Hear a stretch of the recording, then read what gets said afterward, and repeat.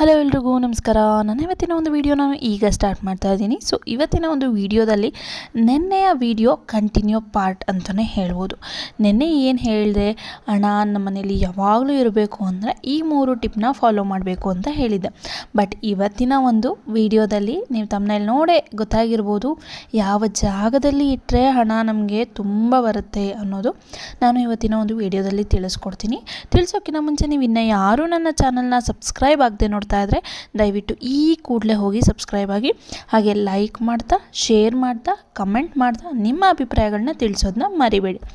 So ಮೊದಲನೇ tips ಏನಪ್ಪ ಅಂತ ಅಂದರೆ, ಈ ಜಾಗದಲ್ಲಿ ಇಟ್ಟರೆ ನಮ್ಮ ಮನೇಲಿ ಸದಾ ಹಣ ಹೊಂದಿರುತ್ತೆ ಅಂತ ಅನ್ನೋದೇ ಆದರೆ ಯಾವ ಜಾಗ ಅದು?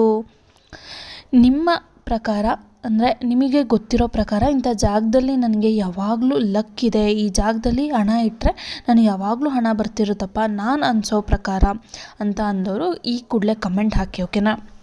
ಸೊ ನನ್ನ ಪ್ರಕಾರ ಒಂದು ಅದಕ್ಕೆ ಪರ್ಟಿಕ್ಯುಲರ್ ಆಗಿ ಅದರದ್ದೇ ಆದ ಜಾಗ ಅಂತ ಮಾಡಬೇಕು.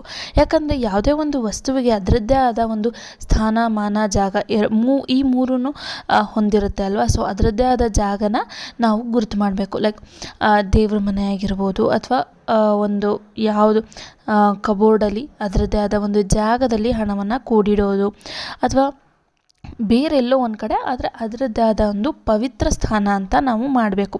ಎಲ್ಲೆಲ್ಲಿ ಬೇಕಲ್ಲಿ ಮ್ಯಾಟ್ ಕೆಳಗೆ, ಸೀರೆ ಕೆಳಗೆ, ಹಾಗೆ ಎಲ್ಲೆಲ್ಲಿ ಬೇಕಲ್ಲಲ್ಲಿ ಇಡೋದು ಅದೆಲ್ಲ ಮಾಡೋಕ್ಕೆ ಹೋಗಬಾರ್ದು. ಅಡುಗೆ ಮನೆಯಲ್ಲಿ ಇಡಬೇಡಿ ಅಂತ ಹೇಳ್ತಾ ಇಲ್ಲ, ಪರ್ಟಿಕ್ಯುಲರ್ ಆಗಿ ಹಣ ಇಡೋಕೆ ಅಂತಲೇ ಒಂದು ಜಾಗವನ್ನು ಮಾಡಿ.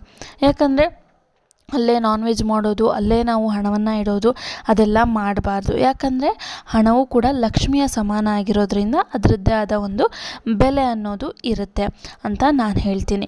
ಹಾಗೆ ಮನೆಯಲ್ಲಿ ಕುಬೇರ ಮೂಲೆ ಅಂತ ಇರುತ್ತೆ. ಸೊ ಆಲ್ಮೋಸ್ಟ್ ಒಂದು 75% ಜನಕ್ಕೆ ಗೊತ್ತಿರುತ್ತೆ ಮನೆಯ ಕುಬೇರ ಮೂಲೆಯಲ್ಲಿ ಮೂಲ ಸ್ಥಾನ ಕುಬೇರಂದು. ಸೊ ಆ ಒಂದು ಜಾಗದಲ್ಲಿ ಹಣವನ್ನು ಇಡ್ತಾ ಬಂದರೆ ಹಣವು ಕೂಡ ಪರ್ಮನೆಂಟಾಗಿ ನಮ್ಮಲ್ಲೇ ಇರುತ್ತೆ, ಹಾಗೆ ಹೆಚ್ಚು ಕೂಡ ಆಗುತ್ತೆ ಅನ್ನೋದು ನನ್ನ ಭಾವನೆ. ನಿಮ್ಮೆಲ್ಲರ ಭಾವನೆ ಏನು, ನಿಮ್ಮೆಲ್ಲರ ಅಭಿಪ್ರಾಯ ಏನು ಅನ್ನೋದನ್ನ ತಿಳಿಸಿ. ಕುಬೇರ ಮೂಲೆ ಒಂದಾದರೆ ಇನ್ನೊಂದು ಯಾವ ಜಾಗ ಅಂತ ಅಂದರೆ, ಸೂರ್ಯ ಉದಯಿಸುವಂತಹ ದಿಕ್ಕಿನಲ್ಲಿ ಒಂದು ಜಾಗವನ್ನು ಮಾಡಿ, ಅದರದ್ದೇ ಆದ ಜಾಗವನ್ನು ಮಾಡಿ, ಅದರಲ್ಲಿ ಒಂದು ಕಾಯಿನ್ನ, ಮೇಯ್ನಾಗಿ ಒಂದು ಕಾಯಿನ್ನ ಒಂದು ಪೂಜೆ ಮಾಡಿ. ಒಂದು ದಿನ ದೀಪಾವಳಿ ಹಬ್ಬದಲ್ಲಿ ಅಥವಾ ವರಮಹಾಲಕ್ಷ್ಮಿ ಹಬ್ಬದಲ್ಲಿ ಲಕ್ಷ್ಮೀ ಪೂಜೆ ಯಾವಾಗ ಮಾಡೋದಕ್ಕೆ ಸೂಕ್ತ ಅವತ್ತಿನ ದಿನ ನೀವು ಒಳ್ಳೆ ದಿನವನ್ನು ನೋಡಿ, ಒಳ್ಳೆ ಟೈಮನ್ನು ನೋಡಿ ಪೂಜೆ ಮಾಡಿ ಇಟ್ಟು ಆನಂತರ ಆ ಜಾಗದಲ್ಲಿ ನೀವು ದುಡ್ಡನ್ನು ಇಡೋಕ್ಕೆ ಪ್ರಾರಂಭಿಸಿದ್ರೆ ತುಂಬ ಚೆನ್ನಾಗಿ ಹಣ ಹೊಂದುತ್ತೆ ಅನ್ನೋದು ರೂಢಿ. ಸೊ ಮೇಯ್ನಾಗಿ ಮನೆಯಲ್ಲಿ ಕುಬೇರ ಮೂಲೆ, ಹಾಗೆ ಅದರದ್ದೇ ಆದ ಒಂದು ಜಾಗದಲ್ಲಿ ಪರ್ಟಿಕ್ಯುಲರ್ ಆಗಿ ನಾವು ಇಡ್ತಾ ಬಂತು ಅಂತ ಅಂದರೆ ಅದಕ್ಕೆ ಮರ್ಯಾದೆ ಕೊಟ್ಟಂಗೆ ಆಗುತ್ತೆ. ಹಾಗೆ ದುಡ್ಡು ಕೂಡ ಉಳಿಸಿ ನೀಟಾಗಿ ಯೂನಿಫಾರ್ಮ್ ಆಗಿ ಡಿಸಿಪ್ಲೀನ್ಡಾಗಿ ಇರುತ್ತೆ ಅಂತ ಅನ್ನೋದು ನನ್ನ ಭಾವನೆ. ನಿಮ್ಮೆಲ್ಲರ ಒಂದು ಲಕ್ಕಿ ಪ್ಲೇಸ್ ಅಂತ ಇರುತ್ತಲ್ವ, ಯಾವುದು ಅದು ಅನ್ನೋದನ್ನ ತಿಳಿಸಿ.